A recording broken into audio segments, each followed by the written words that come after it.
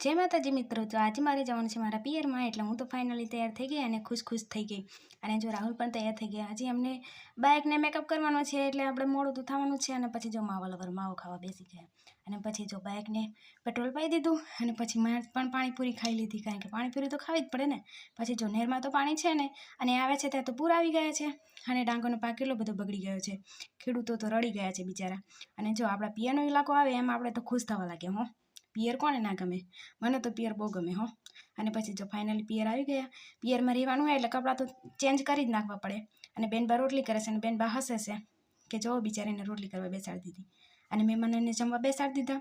અને પછી આપણે તો જમવાનું હજી બાકી છે, કારણ કે મમ્મી રોટલા કરે છે. અને પછી જો અહીંયા તો સાંજે આવી રીતના પડે બાળકોની સાથે. અને પછી રાહુલને આપી દીધી વિદાય અને વરસાદને આપી દીધું વેલકમ. અને મળીશું હવે બીજી વિડીયોમાં. આ વિડીયો ગમે તો લાઈક કરો, શેર કરો, કમેન્ટ કરવાનું ભૂલતા નહીં. Bye bye.